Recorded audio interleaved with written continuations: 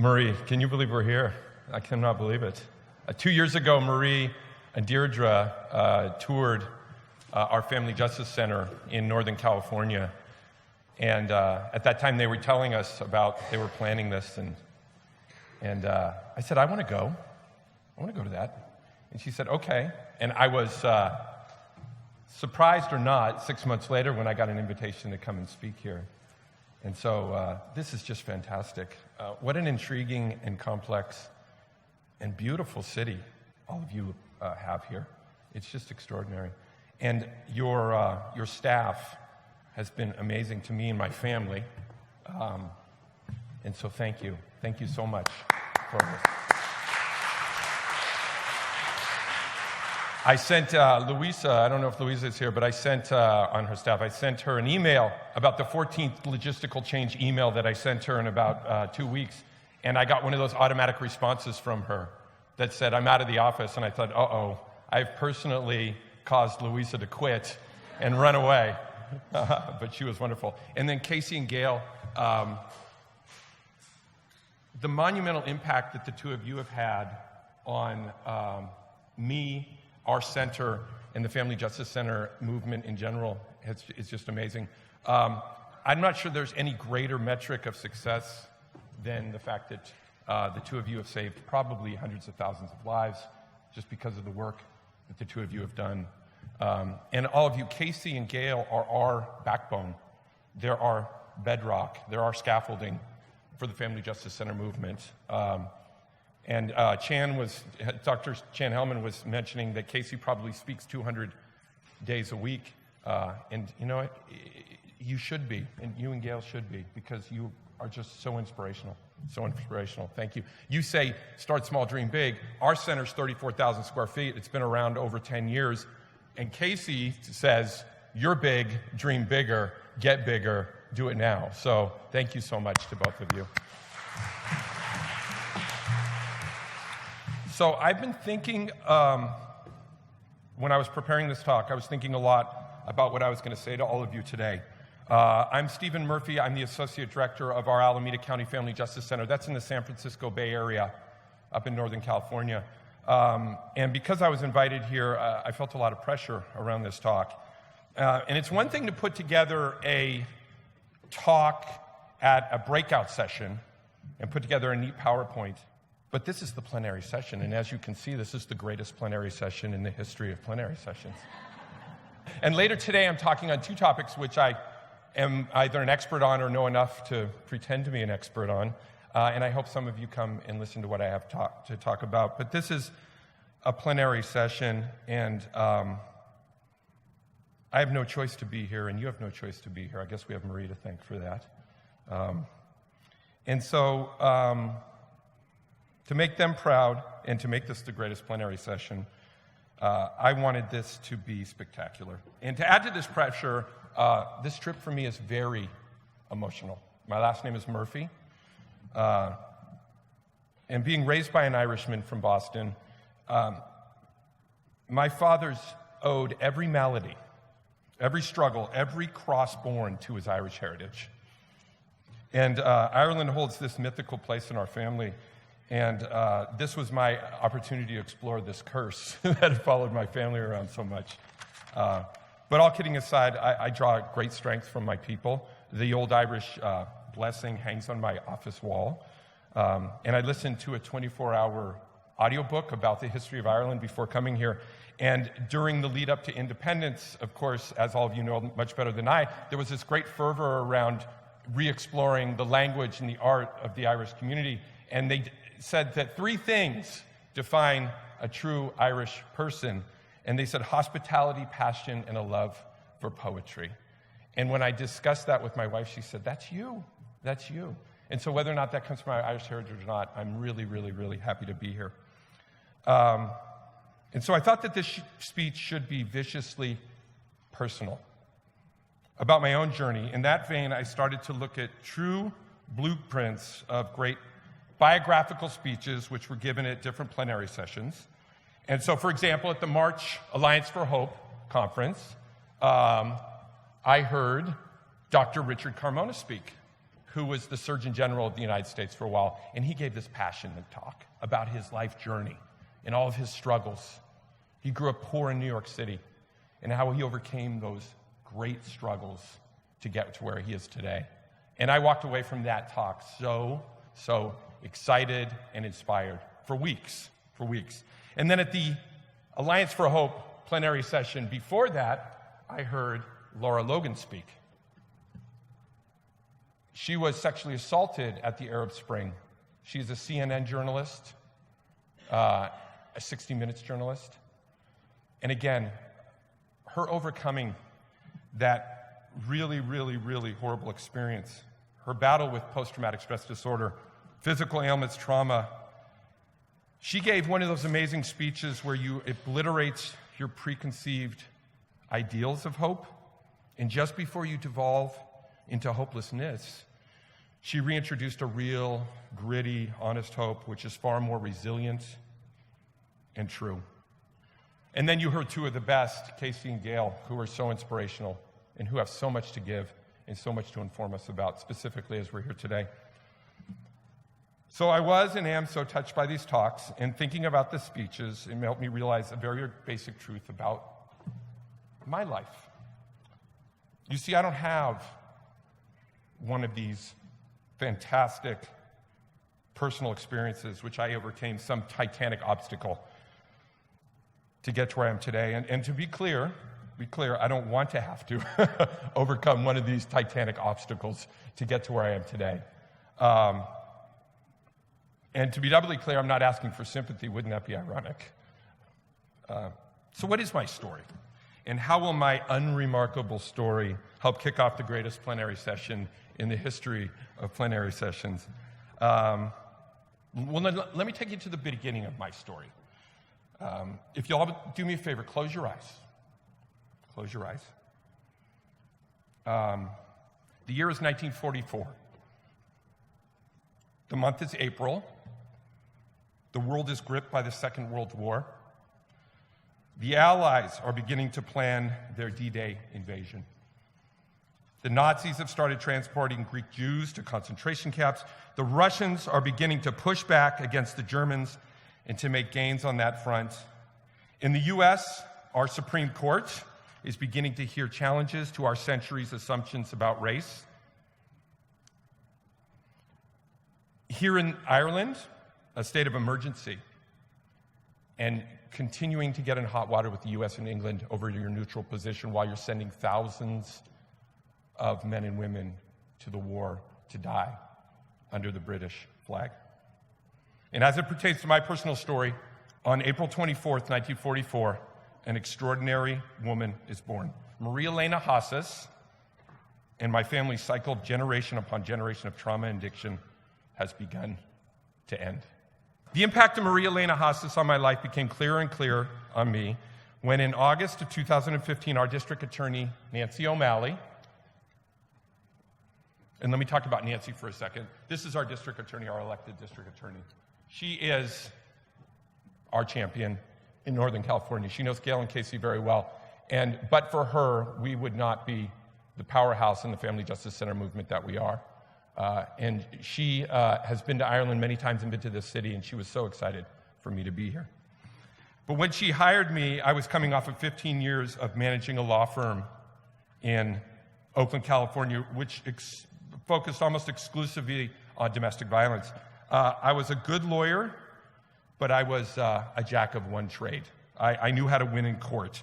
And I was able to expand these skills in 2013 when I've been hired by the University of San Francisco to begin teaching a domestic violence class with my wife, Mona Lisa. Hi, Mona Lisa. How are you? I've been video chatting with Mona Lisa and showing her your wonderful city. She's a full-time law professor.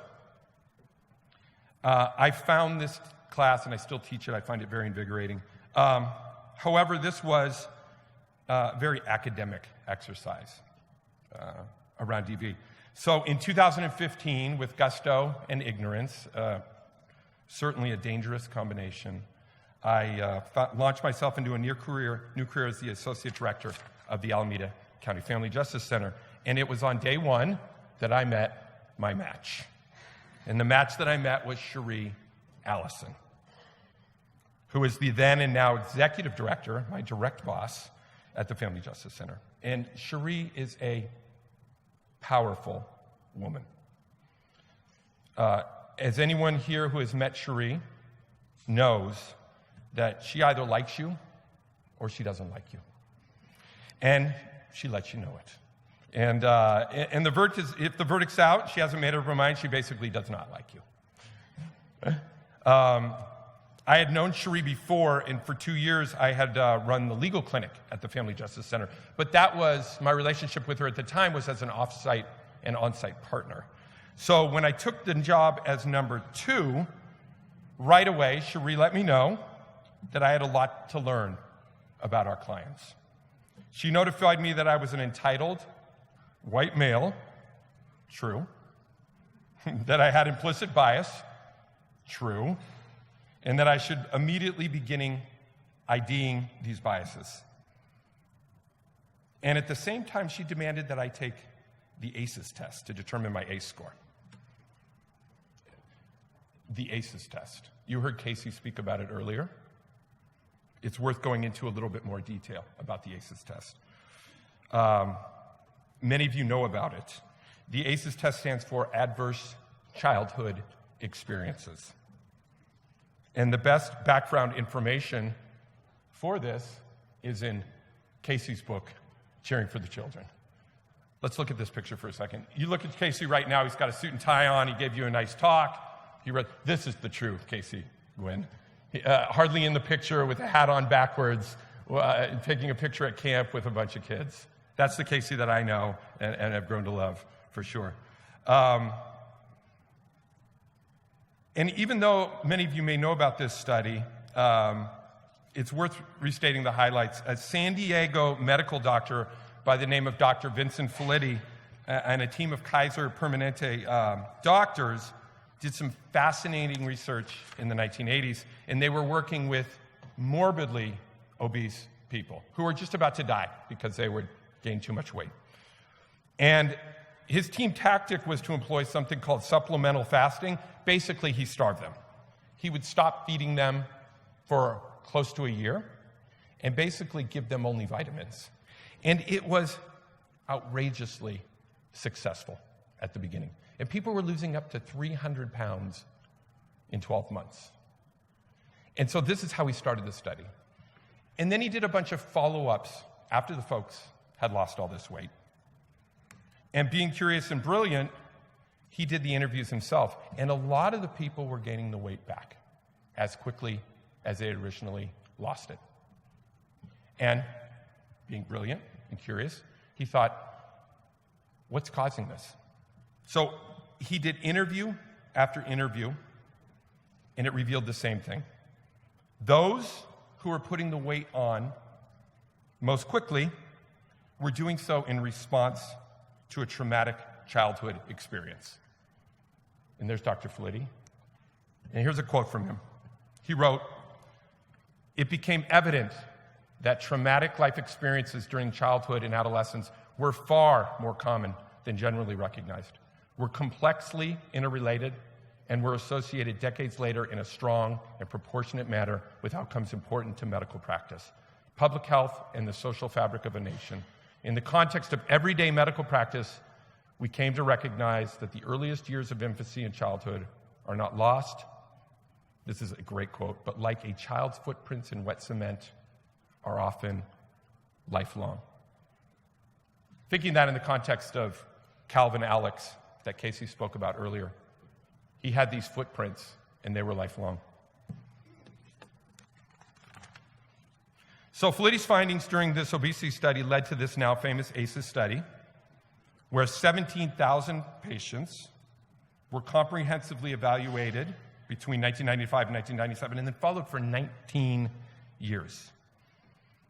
And in this original ACEs study, participants were asked to categorize any adverse childhood experience as abuse, neglect, or household dysfunction. Only those three things. And then he put together these 10 questions. And this is the ACEs test. And it is a remarkably accurate in determining outcomes of health, mental, as an adult. A yes answer to any of these results in, and the accumulation of yes answers to any of these results in your ACEs score. So when Casey says he's a 5, he answers yes to 5 of these. And it's a great test to give anyone on your staff or any of your kids or any of your clients. If you score a 4 or greater on this test, you're 1,200% more likely to be suicidal than if you score 0. A male with an ACEs score of 6 has a 4,600% greater likelihood of becoming an injection drug user than if you score 0.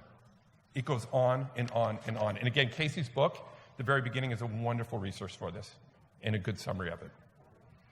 And so in 2015, when Sheree Allison asked me to take this test, I knew none of this. I did my research, and I took the test, and somewhat embarrassingly, but at the same time, absolutely relieved, I scored a 0. And this takes us back to Miss Haasas, who later became Miss Murphy, and who, of course, is my mother. And so when I think of how when I was born, and this pertains to all of us and to the work that we do, that I was mortgaging so much, if not all, of my adult mental, emotional well-being on one, maybe 2 parents, I am somewhat horrified. See, I myself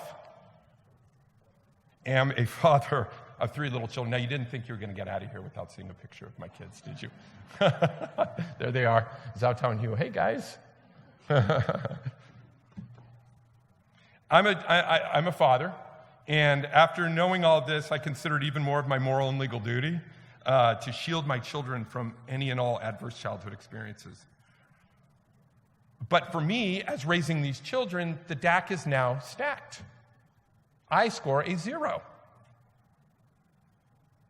The cycle of trauma in my family has been broken.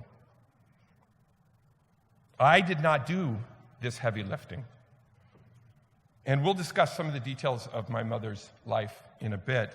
But let's think about this. Is there anything more powerful, more revealing about a person's life that he or she can make life choices, can implement daily practices, explore disciplines, surround themselves with the right people, and this can greatly reduce his or her children's maladies? It's a beautiful thing, and it's a powerful thing. And we've had our suspicions, of course, that this is true, and we've always known this, but science, with Dr. Felitti and others, has now proven this to be the case. And think of this implication as it pertains to the work of those who work with survivors of trauma. If a mother of young children walks into the Foyle Family Justice Center and by getting assistance, we are guaranteeing that a monumental decrease in her child's struggles with depression, suicide, addiction, obesity, and we can help directly, scientifically proven, we can help that person end the cycle in their life. And thanks to Dr. Felitti for this. And this is not where the science ends. The science is continuing to prove this. Come to find out, science now, and this is a little hard to wrap your brain around, but science now argues that addressing trauma in women and men can not only alleviate the trauma in their children, but alleviate the trauma in their unborn children, and possibly the unborn children of the unborn child. Generations that follow. In October of last year, a University of California, Los Angeles study focused on malnutrition experienced by men during the American Civil War that suggests that trauma suffered by a father can affect the lifespan of his unborn child. But that phenomenon can be, it had to do with malnutrition, that phenomenon can be neutralized before the child is even born if the mother takes in, during pregnancy, certain nutrients.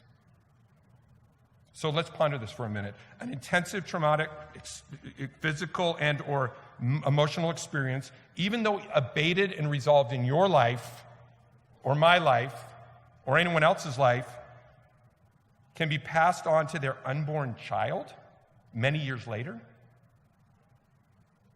And in this particular study, these geniuses, right, these Chan Hellman and the rest of them, it's a part of the brain that I just haven't developed. These geniuses, they analyzed records housed in the National Archives tracking the lifespan of sons of Union soldiers captured and held by the Confederacy as prisoners of war.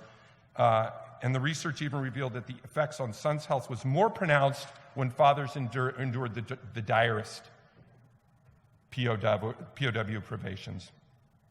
And after accounting for differences in socioeconomic conditions, smart, Costa found that the sons of ex-POWs in the worst camp environments were much more likely to die at any given age after the age of 45. Here's a great quote.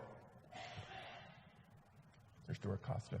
I originally thought the key factor in children's longevity would be socioeconomic status, right? Isn't that what we all think? Let's get them jobs. Get them back up on socioeconomic status. It'll help. Not that that doesn't help. But then I started to notice the effect was only happening in the sons, which is in keeping with an epigenetic cause, and only to the sons born after the war.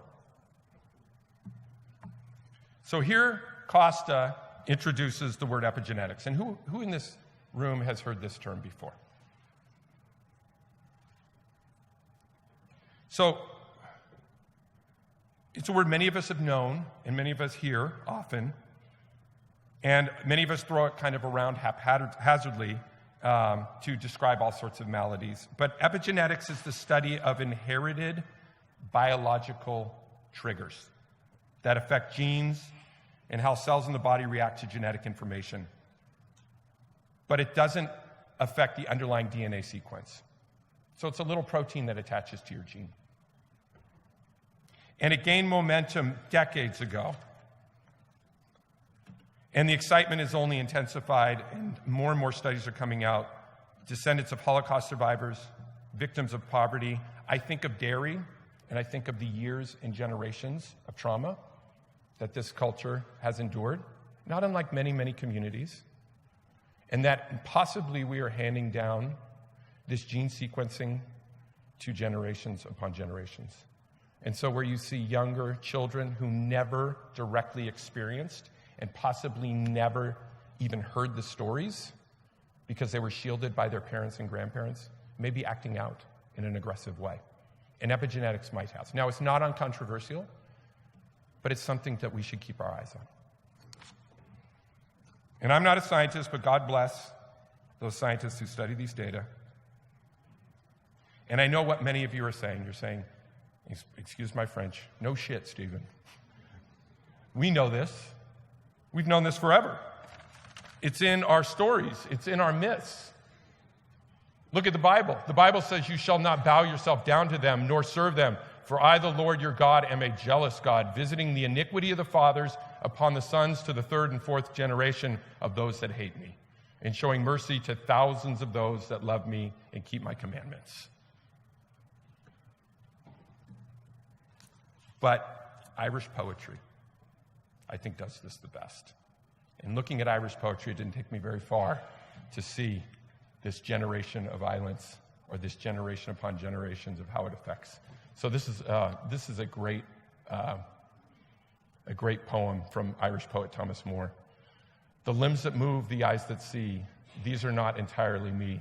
Dead men and women help to shape the mold that I do not escape. The words I speak, the written line, these are not uniquely mine. For in my heart and in my will, old ancestors are warring still. Celt, Roman, Saxon, and all the dead, from whose rich blood my veins are fed, in aspect, gesture, voice's tone, flesh of my flesh, bone of my bone. In fields they tilled, I plow the sod, I walk the mountain paths they trod. Around my daily steps arise the good, the bad, those I comprise. On and on and on in your poetry. And it's not only your poetry, it's definitely in your politics. This is a editorial by A.E. George Russell in the Dublin Times of 1913 in response to the great protest around unions in Dublin. You may succeed in your policy and ensure your own damnation by your victory. The men whose manhood you have broken will loathe you and will always be brooding and scheming to strike to a fresh blow. The children will be taught to curse you. The infant being molded in the womb will have breathed into his starved body the vitality of hate.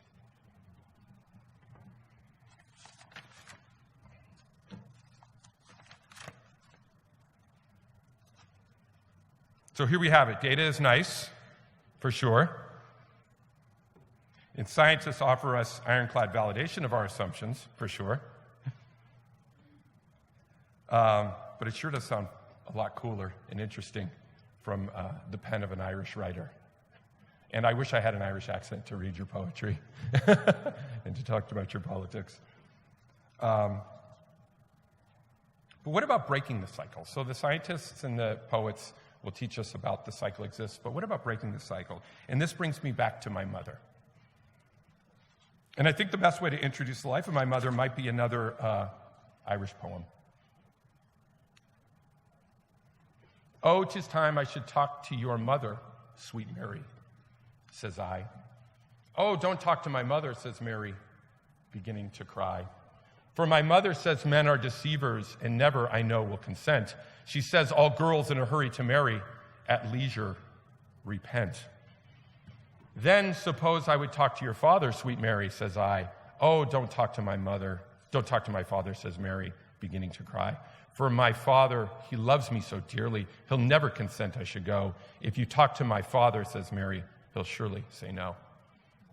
Then how shall I get you my jewel, sweet Mary, says I. If your father and mother are so cruel, most surely I'll die. Oh, never say die, dear, says Mary. A way now to save you, I see. Since my parents are both so contrary, you'd better ask me.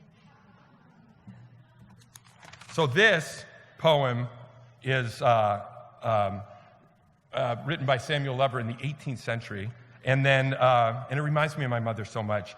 This simple, honest, traditional, upstanding, naive man has met his match in a woman who knows what she wants. And she looks upon this simple man with all of her complexity and notifies him she's responsible for herself, is wondering why her future is being dictated by mother, father, and future husband. And my mother is like this woman. To me, she has always been, in spite of family, God, and country, a person who has sought her own independent path and insisted on self-determination. And she never, ever hesitated to pass that self-determination on to us, me and my brother. I have one older brother. I remember when I was 9 years old, I brought home a bad report card. And I don't know how you grade kids here in Ireland, but in America, we give A, B, C, D, and F.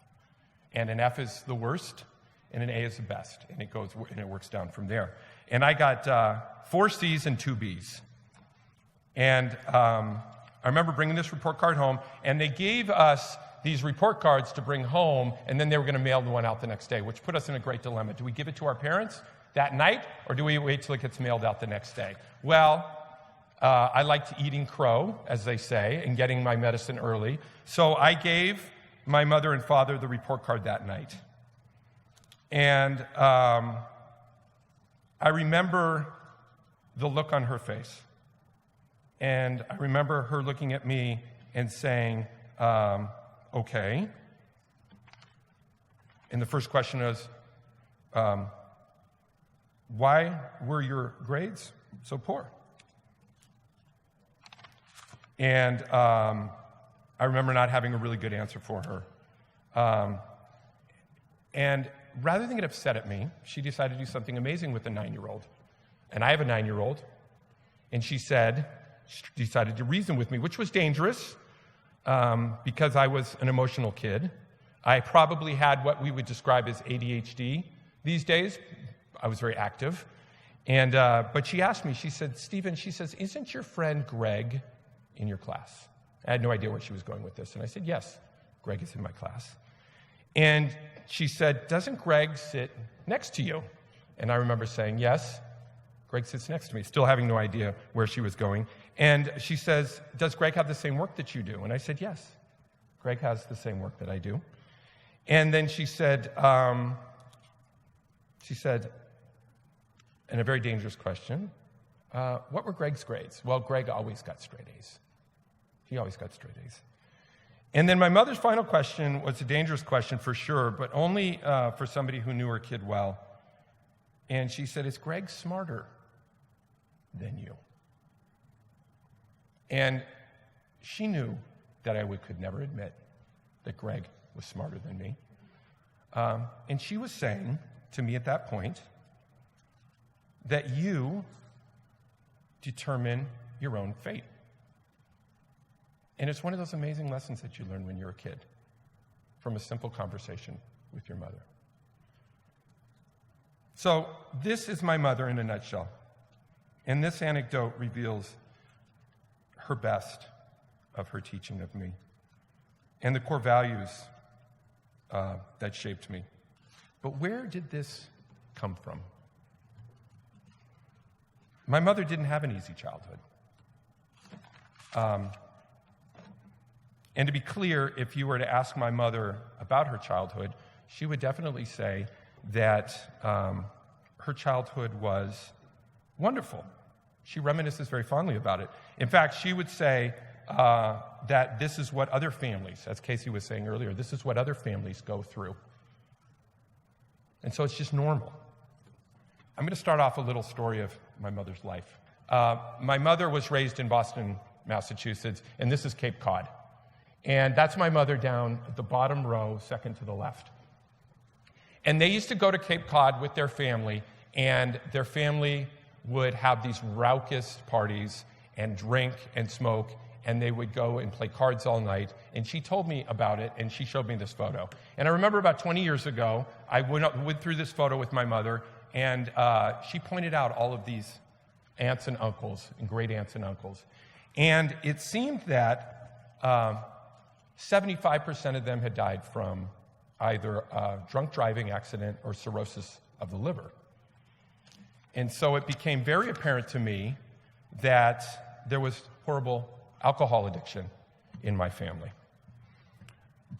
And our struggles with alcohol in our family, the struggles didn't end there. And I don't want to get too caught up in the private life of my family, but my mom was born in Massachusetts. She's the oldest of three, and her father, my grandpa Eddie, in the upper left-hand corner, he was truly gifted. He was a singer, an entertainer. He was a jack of all trades. He worked at newspapers, but his vocation was to entertain. He was a first-generation German Catholic, raised poor, and the youngest of 9, and always sick with asthma. And he was a very, very emotional man, and he very, very rarely functioned rationally. He was the life of every party. He had an extraordinary, extraordinary voice, and he wasn't afraid to prove it. He'd break into song at any party. It was fun. And the worst thing about him was you never knew what you were going to get with my grandpa Eddie. You never knew. He gifted my mom with a real love of life and an understanding of true affection. But he had his demons. He was restless, he was often bored, and he often acted upon these emotions in many different ways. Dr. Nadine Burke, who is the Surgeon General of California right now, says it best. She's a big advocate of the ACEs test, and she says that with someone like my grandpa Eddie, she describes trauma as the result of a malfunction of the fight or flight response. So she says, when you're walking through a forest and a bear jumps out, evolution has dictated that we immediately go into a fight or flight response. And this saves us from this attacking bear. But Dr. Burke says, what happens if the bear comes home every night and that bear lives with you? So my grandpa Eddie, he definitely could be a bear at times, for sure. My grandmother, my mom's mom, was German Lutheran, so a Catholic married to a Lutheran back then, so I'm sure that their parents were unhappy about that. But she was extraordinary. She loved to work. She was always wonderful to my mom, and she was always moving and doing something, probably she was the yin to my grandfather's yang. And to this day, they didn't end up together, but to this day, we remember Grandma very fondly. My grandfather moved my mom and the family around a lot, and in the end, they ended up moving to Los Angeles, California, where I was raised. And right before they moved to Los Angeles, my grandpa uprooted the family and moved them back to Boston.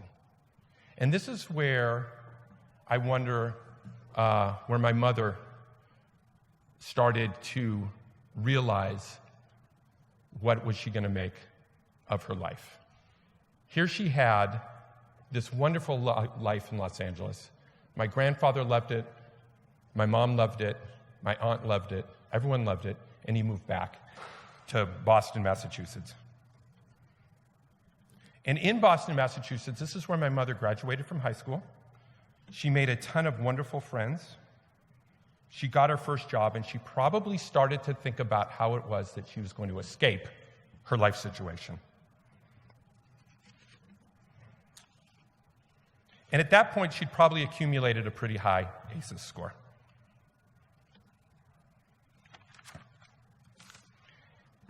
But she had this fork in the road. And she chose one path rather than the other. And I look forward one day to asking her why she chose one path and the other. And she chose a definitive path. She went from poor to rich, from uneducated to educated. She went back to City College in her 30s. She dragged my father into college. She insisted that we go to college. She bought a large home in Arcadia and never moved us from it. She ran a real estate company. She built a real estate empire. She did every piece of laundry. She cooked every meal. She made every school lunch. She had a bunch of true, wonderful friendships. She was at every basketball, baseball, and football game. She attended every student-teacher conference. She was truly extraordinary. And I look forward to asking her someday, how did she and why did she make this decision? And before working at the Family Justice Center, I would have told you, I know why she made this decision, through self-determination, through hard work. That whole saying, I stand upon the shoulders of giants. My mother didn't stand upon the shoulders of giants. She built the giant out of steel and then climbed up on top of it and then built another giant and kept climbing up. And that's what I would have thought before. But now that I've worked at a Family Justice Center, I know differently. And this is how this pertains to all of us. We know that my mother must have been surrounded by hope givers who helped her identify an achievable goal, to create pathways to that goal, and to surround herself with these cheerleaders to accomplish these goals. She must have learned to survive when she was down, move on when she wanted to give up, and laugh when she wanted to cry. I remember my mother often struggled with sleep. And I recall as a very, very young child going out into the living room and seeing her asleep on the floor in front of the TV. And the TV was still on. And she had gone into that room at some late hour, not being able to sleep. And I often wonder what was going on inside her mind. What difficult decision did she have to make that she made? And what hope put her back to sleep? She never chose anger, apathy, or addiction. And I wonder how she harnessed this hope. Was it a friend, a therapist, a quote, maybe an Irish poem? But she's truly, it wasn't extraordinary, it was gritty. It was relationships, it was living, breathing hope. And today I tell this story, as I wrap up, in honor of us all. Somewhere in my mom's story, you may identify yourself. Maybe you're the parent who chose hope, self-determination, resilience, strength in the face of struggle, and handed this gift on to your children. Maybe you're the child or grandchild who is blessed to have a powerful adult who gifted you hope. Maybe you're the one person a mother has to thank for gifting her hope. We have dedicated our lives to being part of this story, the story of all extraordinary people. And if you'll indulge me for a second, I'd like my mom to come up here. Come up here, Mom.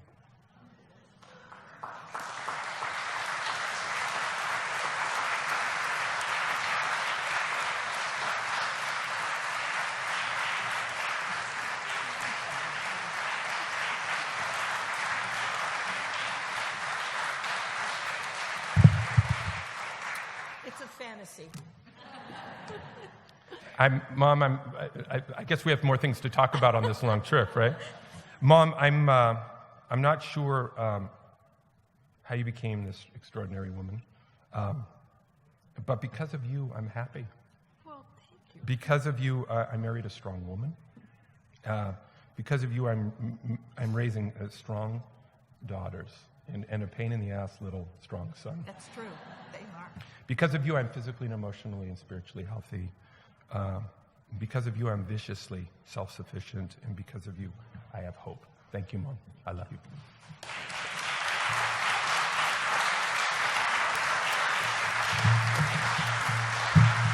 You don't have to say anything. All I can say, and I think Barbara Streisand said it. She has one child, but and I'm not sure if it was really her that said this, but she said that a mother is only as happy as her least happiest child.